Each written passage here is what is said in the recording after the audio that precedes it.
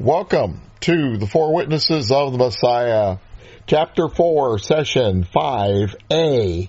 We are in the Jesus Christ the Apostle phase of his ministry. We are in the Sermon on the Mount, and now we have reached the second part of the Sermon on the Mount, which is what I call the first encouragement. Now that Jesus had achieved the moral high ground and proven that he was the Messiah by his unparalleled knowledge of the kingdom of heaven, he moved into the second section of the sermon, in which he reached out to motivate his audience.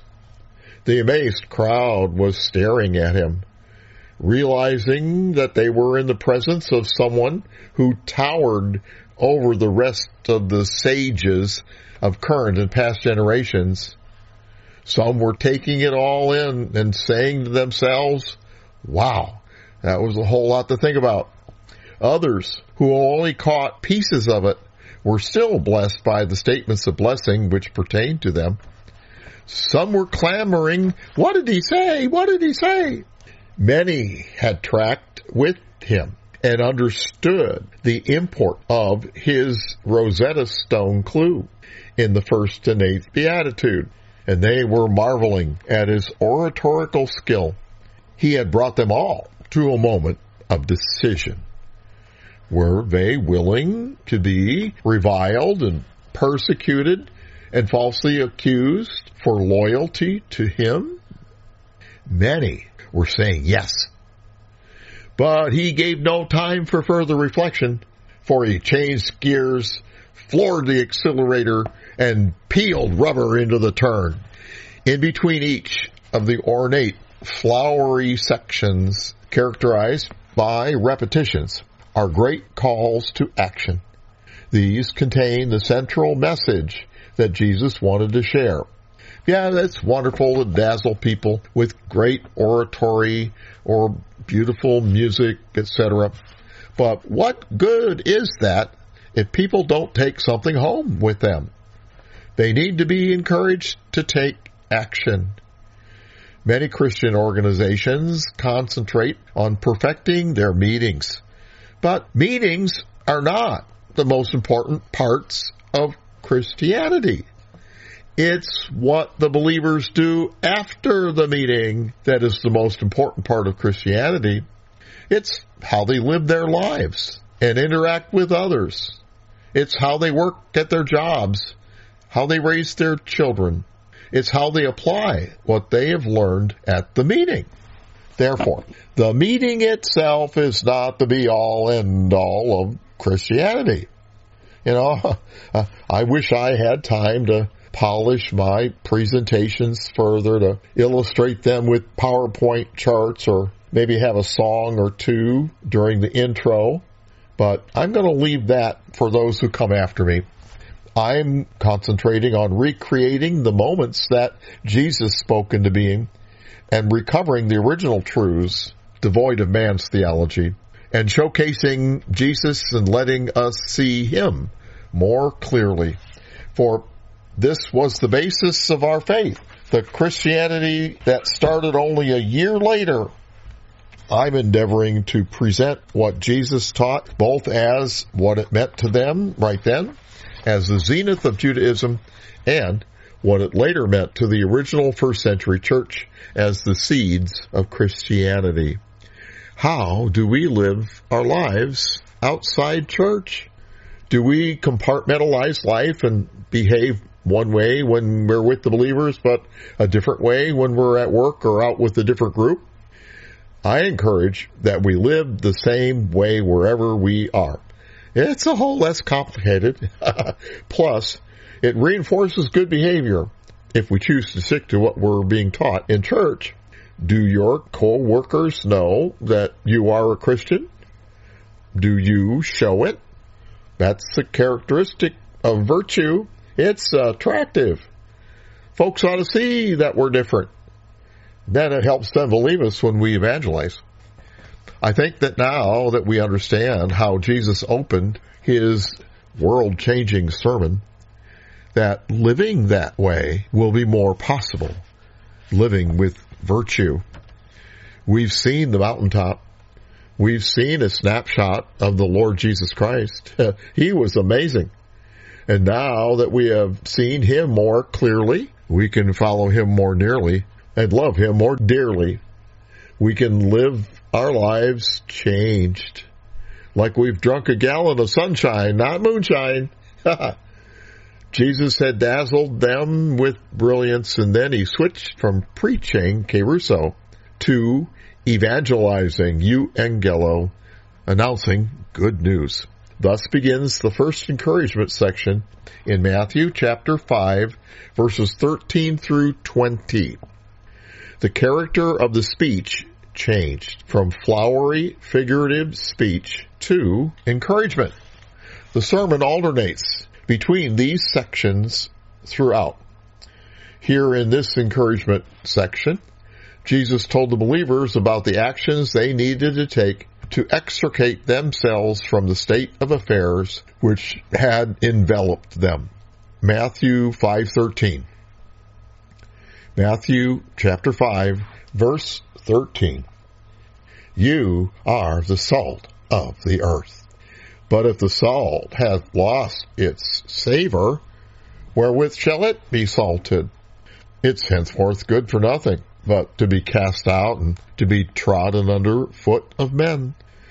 Jesus told them, you are the salt of the earth. Who was he talking to? Believers in God. Believers in God are the cream of the crop. They're honest and trustworthy, moral folks who aspire to be right. They're concerned with treating their fellow men properly. They're concerned with walking before God with a clean heart. Who was he comparing with his use of this wonderful metaphor? He was talking to believers about believers. But I need to be direct about something. The Pharisees believed in God too. And in the first century, the Pharisees were abusing the rest of the believers. Well, how did that happen? We saw it in our Old Testament history class. The southern kingdom of Judah, and especially its leaders, did not heed the warning of the prophets, and they were conquered by Babylon and carried off into captivity. Then there was a team of believers, which included Daniel, Zerubbabel, Mordecai, Esther, Nehemiah, and Ezra. And that team obeyed God, and he pulled off one of the greatest reversals in history and pulled the Jews out of certain doom and oblivion when Cyrus conquered Babylon. The team functioned in the highest circles of Babylonian and Persian government. And the outcome was that those believers who wanted to go back to Judea and rebuild Jerusalem in the temple were allowed to go. That event was a filter in their society. It basically separated Judaism, and the true believers went back to Judea. The less believing, more entangled people stayed where they were and got more influenced by Babylonian theology. So, the group that rebuilt Jerusalem and the temple and the wall were more genuine believers. I'm sorry to say that, but I think it's obvious. We witness the same kind of filtering of society when the brave, adventurous, and ones determined to practice their faith braved the harrowing and expensive journey across the ocean to settle in America. That was the character of humanity which founded our nation. My ancestor, Kunrat Nesleroth, was one of them. He changed his name to Nessel. The journey cost anywhere from $1,000 to $10,000 per person in today's money, depending upon the accommodations of their trip. In the 1700s, many came as indentured servants who worked off their debt in about 4 years. Others were believers seeking freedom to practice their faith, and they were paid for by a number of religious organizations in Europe. The Old Testament Jews who braved their journey had a few setbacks, as recorded in the books of Ezra and Nehemiah, But they finally vowed to stand true. But a few generations later, by the time of Malachi, the leaders, the priests and the Levites, had failed again and were leading the people astray. And it only got worse during the period between the Old Testament and the Gospels. And by the time of Jesus, the leaders were so corrupt, Jesus declared that they were of their father the devil. Oh, whoa, Nelly! This is why God holds leaders to a high standard. If they go astray, they can easily lead the rest of the believers astray. This is because believers are good and trusting people who want to please God, and so they'll do what their religious leaders tell them to do. In the prior session, I taught you about virtues, which were the opposite of vices. You know, we tend to think that vices captivate evil people. But there are religious vices too, like pride, entitlement, self-importance, greed, hypocrisy, manipulativeness, showing off piety. And those slowly set in, and the believers followed, and ultimately they were captured. Then, because sin by nature corrupts, it spreads. It gets worse and worse. And so then excuses were made for other evil vices to enter in.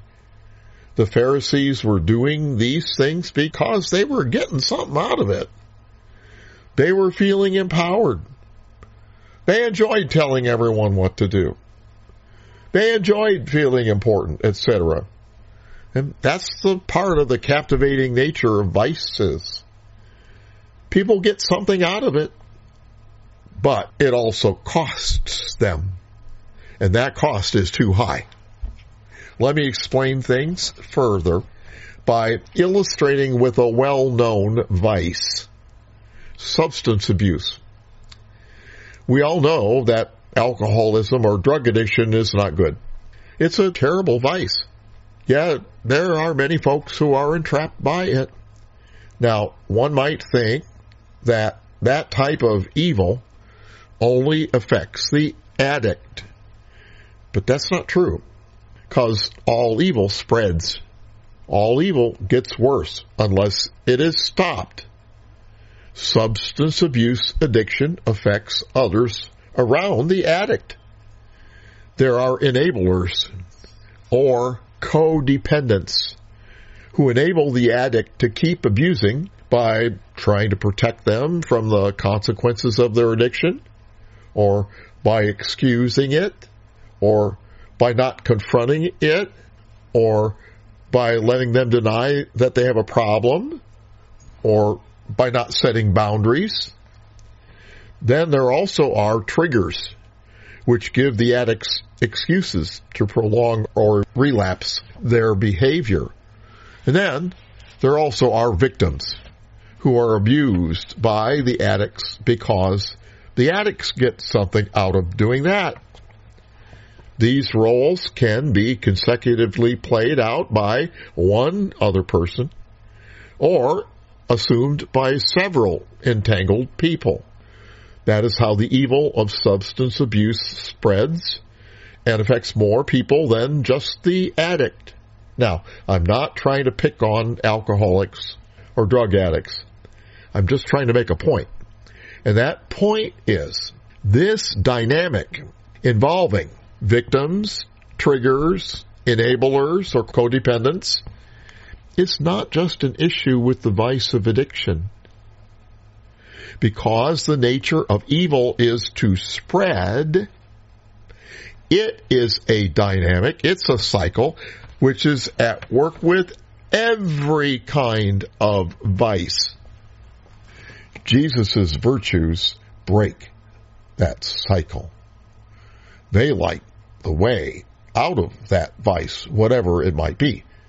And they positively affect the others that are caught in the cycle. Wow, that's something deep to think about. Jesus' first statement to the believers in this next section of the sermon was, "You are the salt of the earth."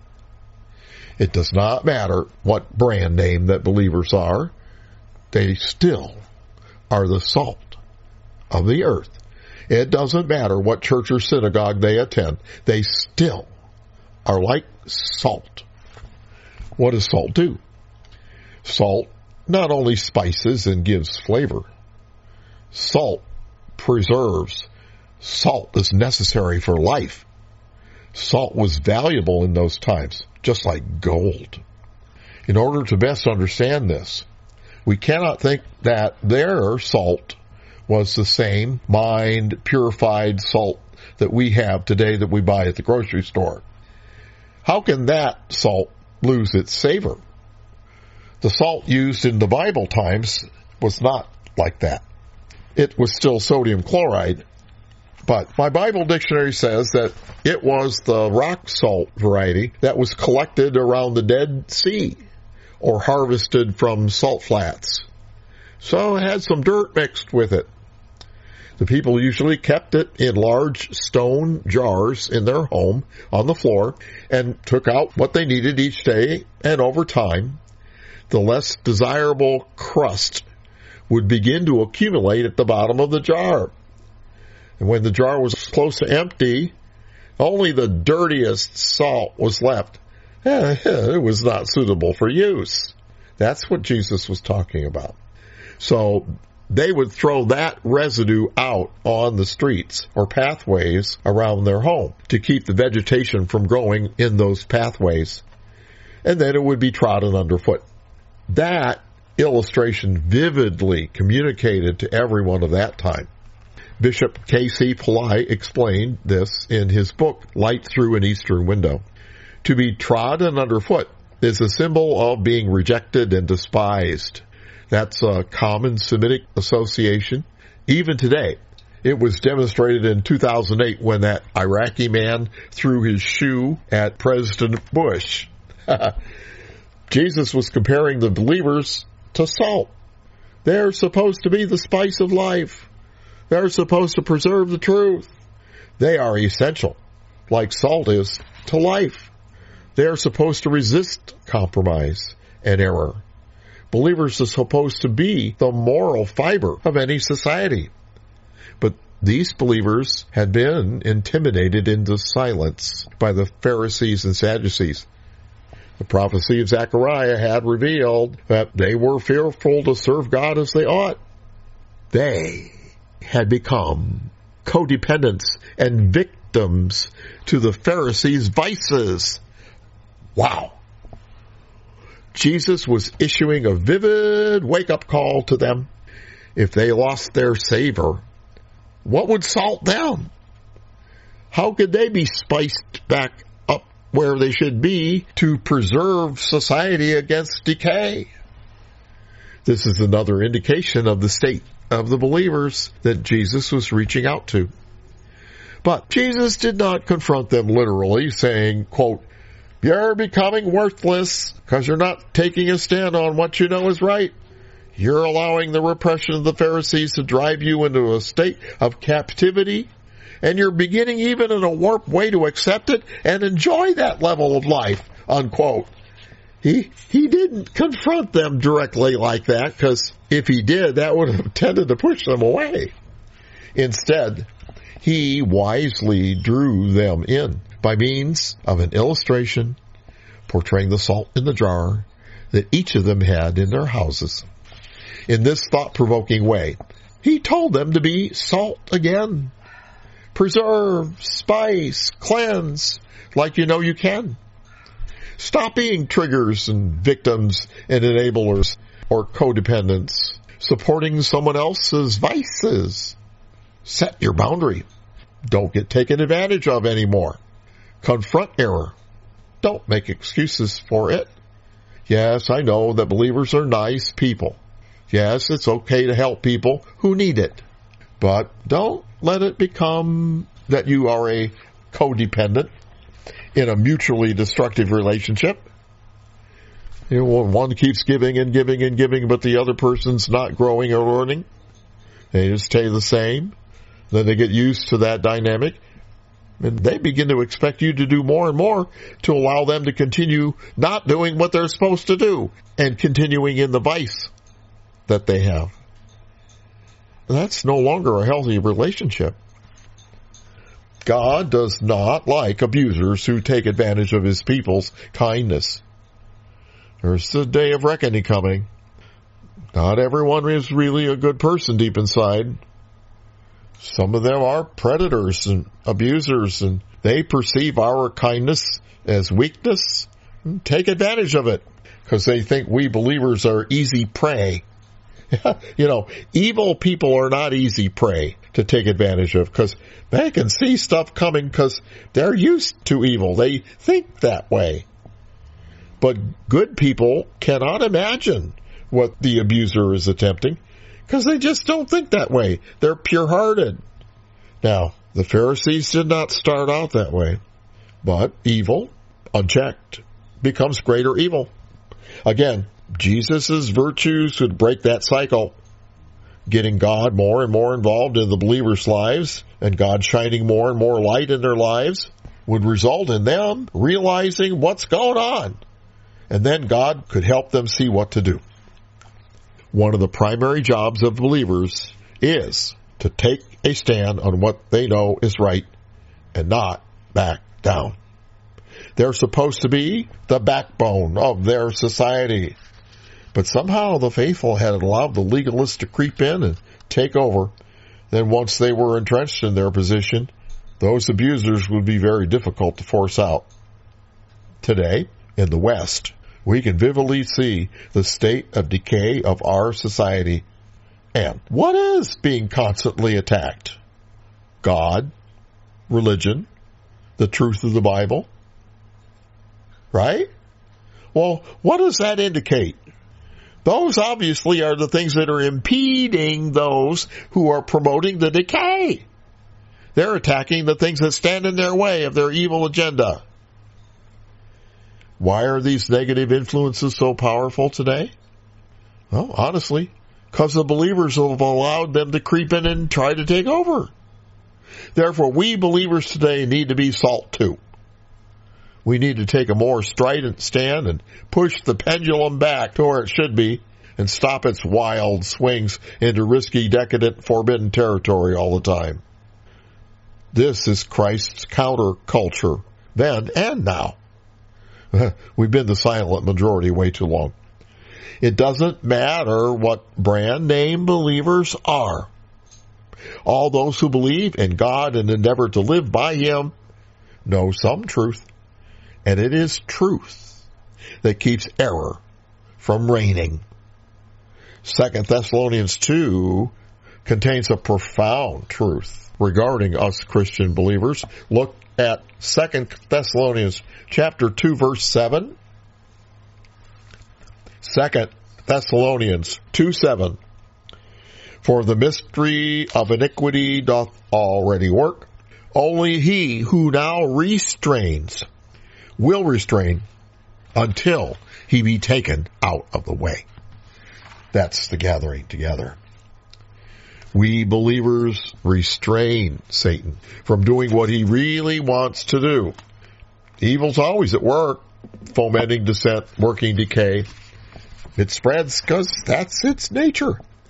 But we Christian believers continue to restrain it until one day, when the gathering together occurs, poof, we'll suddenly be taken out of the way. Then literally all hell will break loose. Because at that time, there'll be little to stop it. That is what believers do for a society. They preserve it like salt. So, Jesus was encouraging them to rise up, to act, to venture out of their complacency, and take a stand against the evils of their day. Because evil can only work if the righteous don't do their job. It can only work if they let it happen. Well, that was true back then, and it's still true today. Then, Jesus issued a second encouragement. You are the lights of the world. Again, it doesn't matter what brand name the believers are, then or now. All believers know some truth from God, and therefore should be a source of its illumination to the rest of the world. Because even the smallest light dispels darkness, for that is its nature. So every believer is valuable in this respect, no matter how much they know. Matthew chapter 5, verse 14. You are the light of the world. A city that is set on a hill cannot be hid. Neither do men light a candle and put it under a bushel basket, but on a candlestick, and it gives light unto all that are in the house. Let your light so shine before men, that they may see your good works, your virtue, and glorify your Father which is in heaven.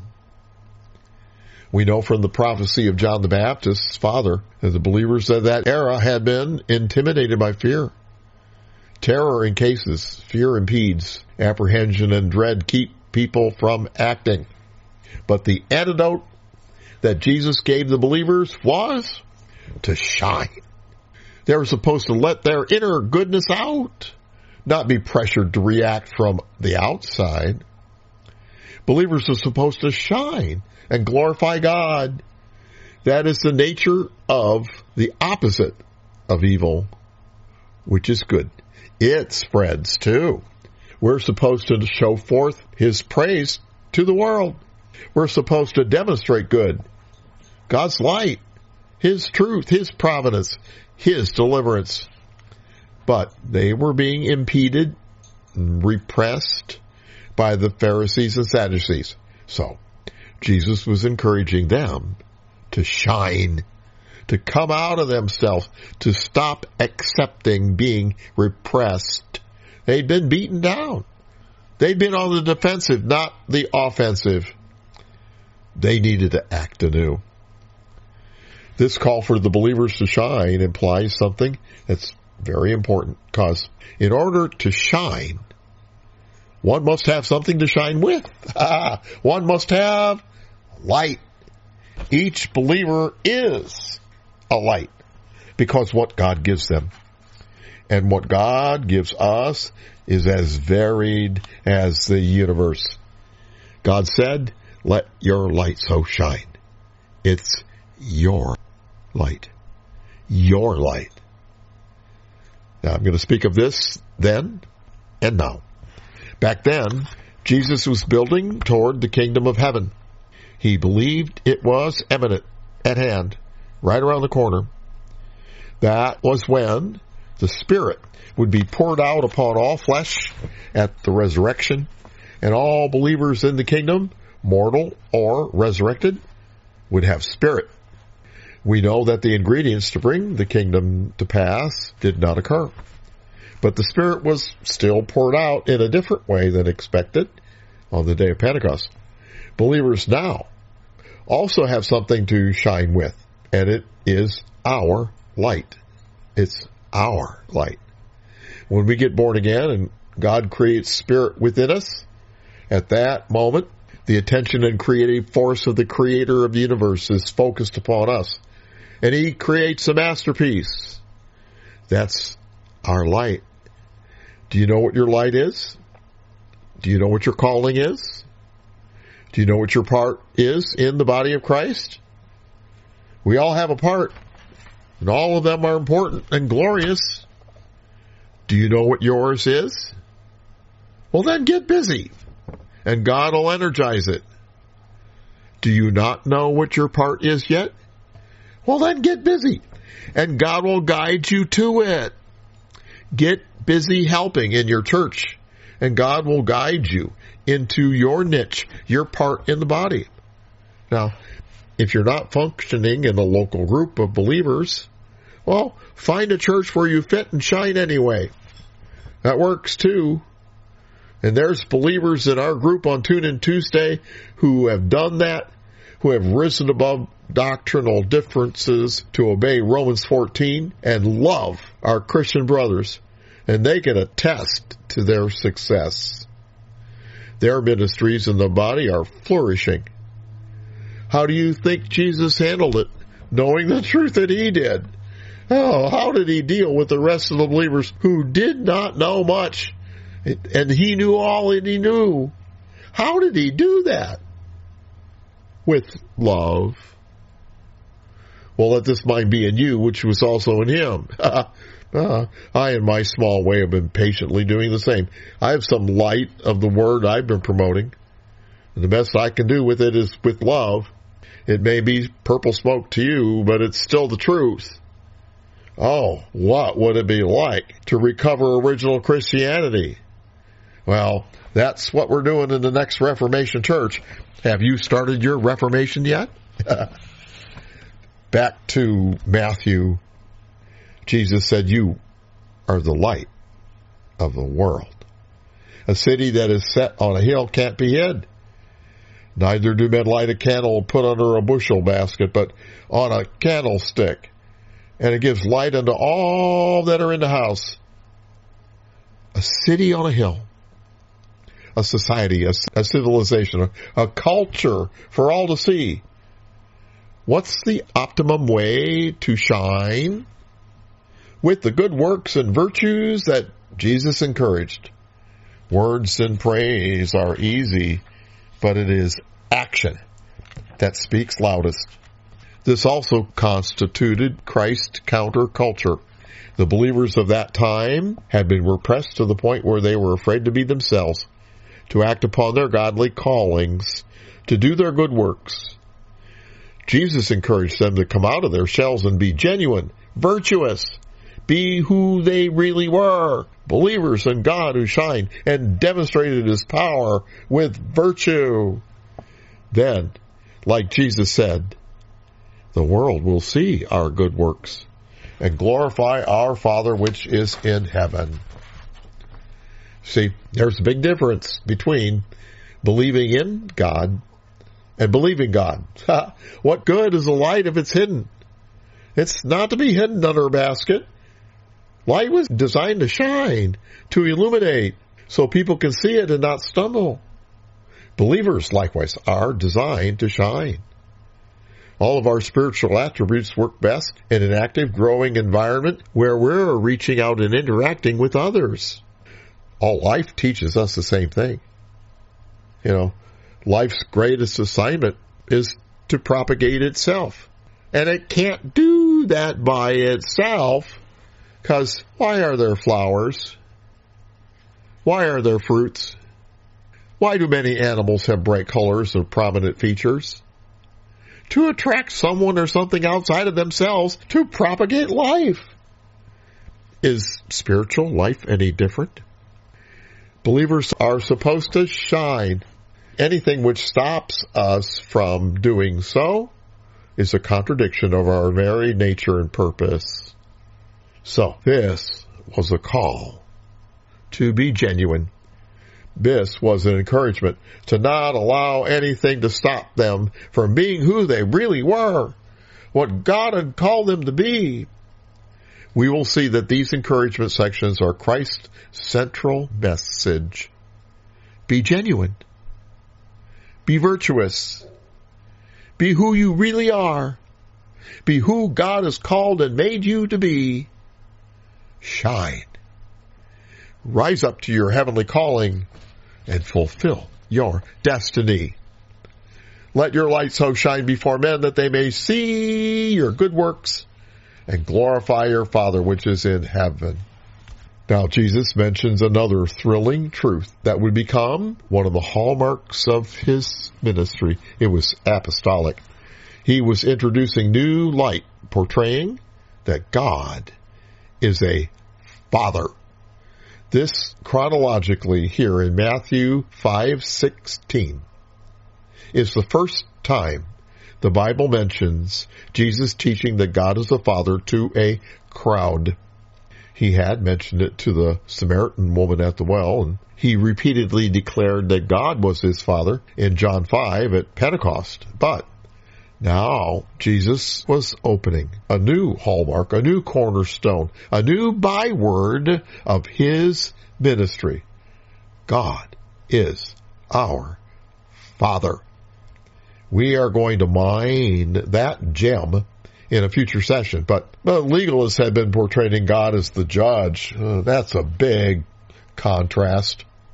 That reference to God as our Father must have been exciting for the crowd to hear. It raised eyebrows. It surprised the believers. It must have blessed them a lot. All their lives, they'd been pounded on by the legalist leaders of their religion. They'd suffered the spiritual abuse and repression that results when religious organizations overemphasize legalism. They'd rarely or never even heard of the concept that God is their Father. Jesus, of course, was thinking in terms of the kingdom of heaven. But it came to pass a year later in a different way. Jesus was reaching out and healing their hearts and minds with his gracious and encouraging words, and the scales were falling from their eyes, and they were embracing God with a fresh, new, vibrant understanding. Boy, was that exciting. This was a watershed event. No one would be the same after hearing this sermon. They were really blessed. They truly felt like they had swallowed a gallon of sunshine, not moonshine. The same is true now when we are now understanding the full impact of his words on that day. This is why I maintain that the Sermon on the Mount is the greatest treatise against legalism of all time.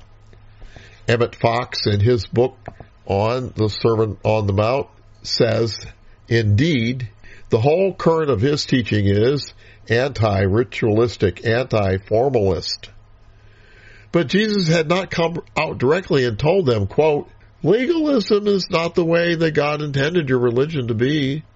You believers back then have been deceived by the scribes and Pharisees and Sadducees. They're not serving you as they ought. They're merely living off of your hopes and fears, unquote. Oh, boy, if he said that, I think they probably would have reacted negatively. It would have been too blunt. It's too direct. Instead, Jesus deftly had been treating the consequences of legalism without directly mentioning it by the message of the Beatitudes and the virtues and encouraging them to be like salt and come out of their shells and shine. He obviously had drawn a great contrast between what he was teaching and what the believers were used to hearing. By now, some were picking up on this, and so now Jesus had to address it more directly. They were beginning to sense and realize his challenge against the 600-pound gorilla in the room, but he beat them to it. Why else would he say the next words? Matthew 5:17. Think not that I am come to destroy the law or the prophets. I am not come to destroy, but to fulfill. The answer to this is that there were people in the crowd who were beginning to wonder about this, and so Jesus had to address it at this point. This again is why I say the Sermon on the Mount is the greatest treatise against legalism of all time. It was one of the underlying themes. The sermon had a time and a place and a context which definitely affects its interpretation. And we cannot ignore that and just subjectively colloquize on how his words impress us today. No matter how beautiful and inspiring our modern interpretations may be, Jesus was addressing the issues that affected the believers of that time. He indeed was reaching out to heal them of the repression they had been under, to reverse its effects.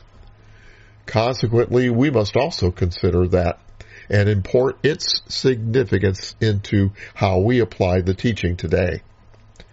The fact he directly mentioned this subject is proof that legalists in the crowd were beginning to feel threatened. Here was this new teacher who was introducing new doctrines which were undermining their position of authority. Legalism can only work when there's no other viable alternative.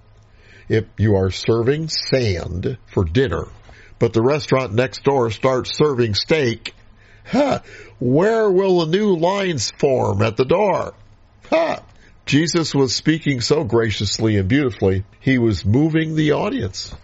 Now, the Pharisees could have tried to shut down the meeting, but Jesus brilliantly cut them off before they could do anything by what he says next. Matthew 5:18.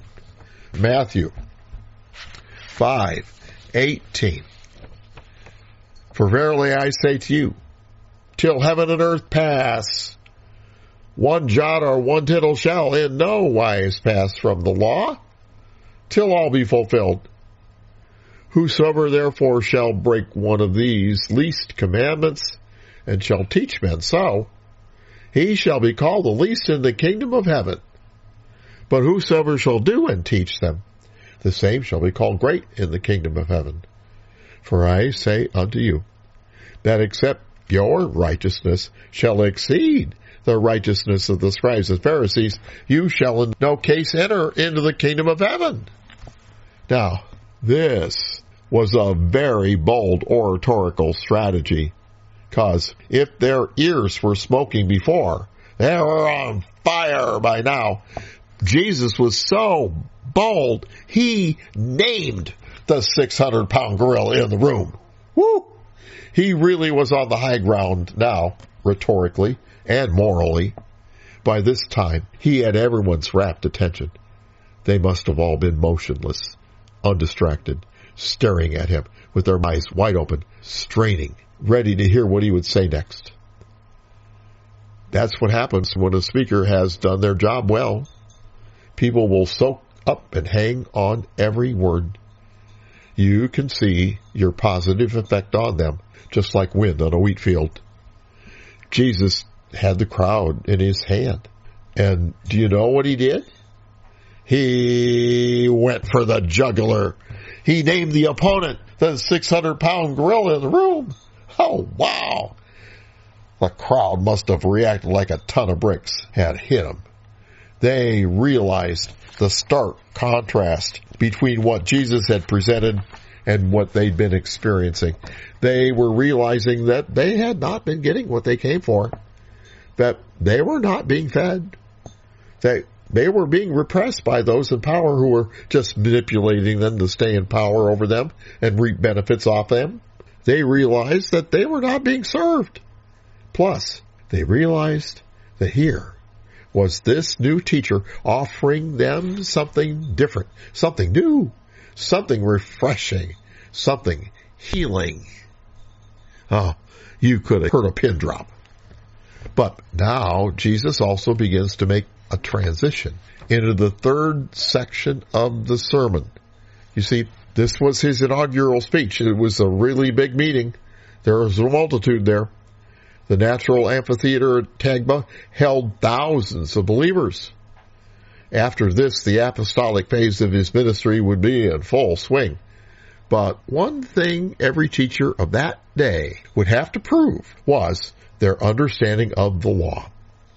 The sages had set the precedent by endeavoring to achieve honorable mention by getting their debates and quotes included in the Talmud, the oral law. Therefore, any emerging teacher of that day would have to demonstrate their mastery of the law.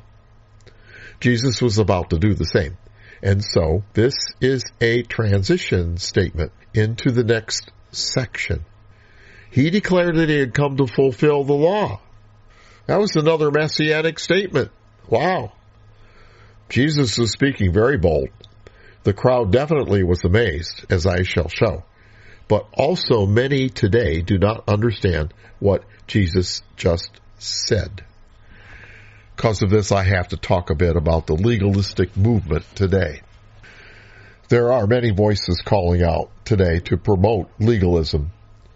They are Sabbath keepers who insist we should observe it, but they debate whether it should be Saturday or Sunday. There are some who promote the dietary laws. There are religious organizations encamped all along Redemption Road who, in debate between the law and grace, affirm, yeah, we can do this, but oh, no, you can't do that. And then there are extremes. One side says we're under grace, and the other insists that the law is still in effect. And they're constantly debating and accusing each other. Mostly with straw man arguments. You know what those are? Those are fallacies that they have an appearance of truth, but they're not.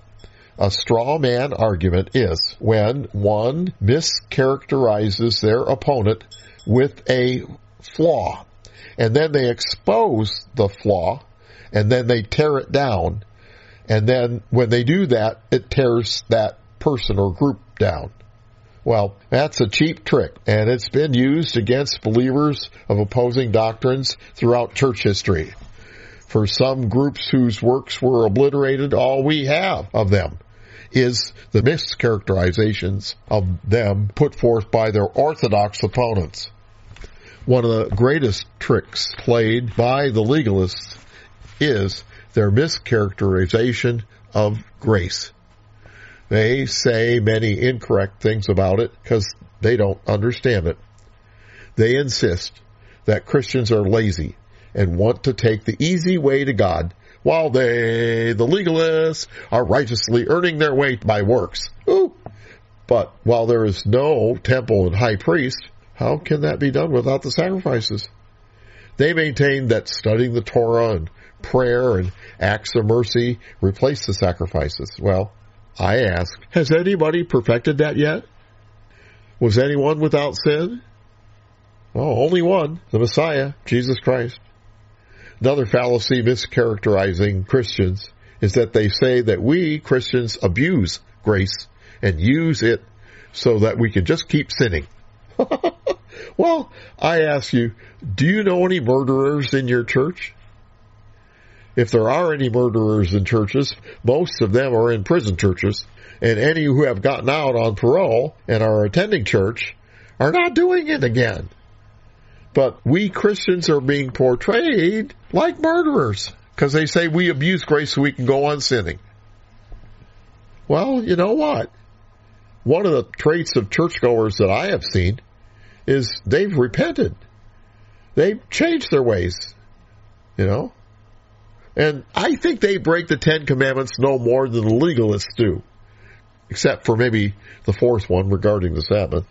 I'll talk about that later. But the legalists portray churchgoers as terrible, terrible sinners who desire to break the law and then use grace to keep breaking it. I don't think that's true. That's an abuse of grace. It's not for what it was intended. And just read Romans 6 and 7 over and over until you get it. That'll set you straight. Another fallacy they push is that Paul was a liar. But they misunderstand the difference between the Jewish Christian church and the Gentile Christian church. Those two branches of the first century Christianity were separated about as far as you could get by language and prior religion and philosophy and culture. So those two branches of the churches evangelize different audiences. So they had different missions and methods and messages. Just read Galatians chapter 2, verse 7 through 9. It'll tell you. I'll go ahead and read it. Galatians chapter 2, verse 7. But contrariwise, when they saw that the gospel of the uncircumcision was committed unto me, as the gospel of the circumcision was unto Peter, for he that wrought effectually in Peter to the apostleship of the circumcision, the same was mighty in me toward the Gentiles. And when James, Cephas, and John, who seemed to be pillars, perceived the grace that was given unto me, that's that phrase talking about your ministry in the body, they gave to me and Barnabas the right hands of fellowship, that we should go to the heathen, and they to the circumcision. Well, does verse 7 say there were two gospels? Verse 7 contains an ellipsis. That's a figure of speech that prompts the listener to fill in the blank. And also, ellipsis figures contain a clue, usually a repetition, which is a signal to prompt filling in the blank. It expects you to do that. And what fills in the blank in an ellipsis is emphasized, not diminished. Okay? So accordingly, the Greek text repeats the genitive case construction of the uncircumcision with of the circumcision. So in verse 7, you have the gospel of the uncircumcision was committed unto me as what? The gospel of the circumcision. You're forced to put it in because that's the ellipsis. And the of the circumcision and of the uncircumcision are the genitive case clues that prompt that. See? So the word supplied by the ellipsis is gospel. So there are two gospels. One set of good news is that which pertains to the Jews. Another set of good news is that which pertains to Gentiles. The first had been immersed in legalism, and the second in license. Well, how could the very same message work for both? Sure, there are similarities, but could one win many in Jerusalem with the same message preached in Corinth? Another argument presented by the legalists is they quote that the Old Testament states that the law will never fail. Look at Jeremiah. Jeremiah 31. Jeremiah 31, verse 35. Thus saith the Lord, which gives the sun for a light by day, and the ordinances of the moon and of the stars for a light by night, which divides the sea when the waves whereof roar. The Lord of hosts is his name. If those ordinances depart from before me, saith the Lord, then the seed of Israel shall also cease from being a nation before me forever. So they say, look, the law is here to stay. Okay? But then they point out in their criticism of Paul that Paul said the law will end in Romans 10:4. Look at Romans 10:4. Romans 10, verse 4. For Christ is the end of the law for righteousness to everyone that believes. Well, the word end there in Romans 10:4 is telos, which has several meanings. The first of which Thayer says is, quote, termination, the limit at which a thing ceases to be, unquote. However, is that possible with the law? So, what does one do when confronted with a contradiction like that? Do you stop looking and just walk away thinking about my twisted theology is confirmed? No. There might be another definition that fits better. You know, it's possible that words have alternate definitions, right? Thayer goes on to say, what quote-unquote end is intended, the reader must determine by the context. Then even later, in the list of his meanings and definitions and examples, Thayer cites an example of an end, which is a fulfillment. Look at Luke. Luke, chapter 22, verse 37. Luke 22:37. For I say unto you that this that is written must yet be accomplished in me, Jesus said. And he was reckoned among the transgressors. For the things concerning me have an end. The things concerning, he was talking about fulfilling prophecy, right? The things concerning me must have a end in the sense of a fulfillment. You see? But what really confirms what end should read in Romans 10:4 is the definition given in Liddell and Scott for telos. Liddell and Scott is the granddaddy of Greek dictionaries. It's 3 inches thick. And it says, quote, for the first meaning of telos, quote, the fulfillment or completion of anything. Latin, effectus. That is, its end, issue, or result.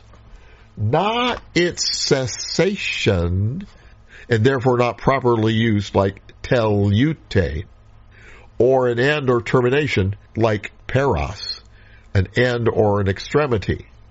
So it's not an end or termination. It's not an end or an extremity. It's the completion of something.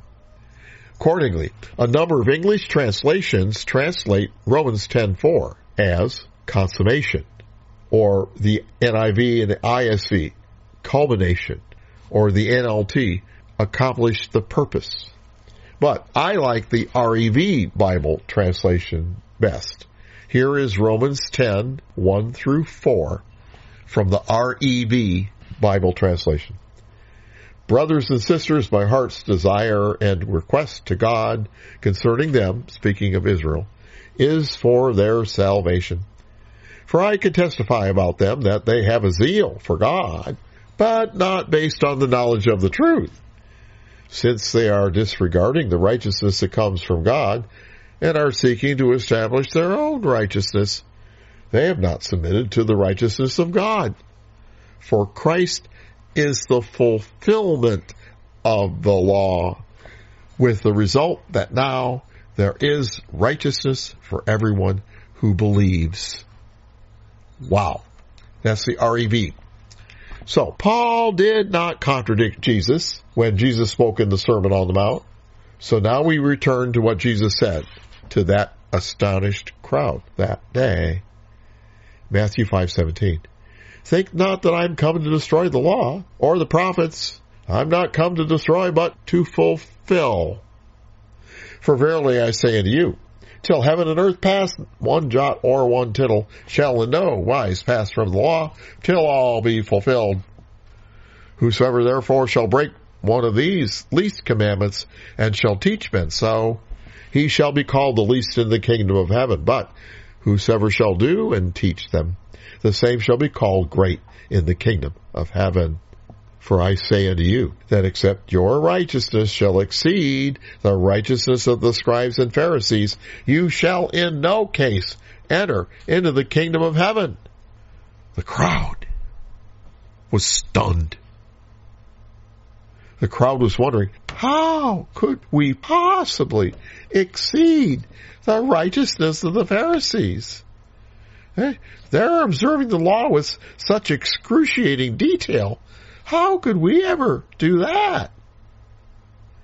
If they weren't astonished by this point, they certainly were breathless. Did he leave them hanging? Or did he answer that question? Well, we've run out of time, so we'll have to wait till the next session. Bless you.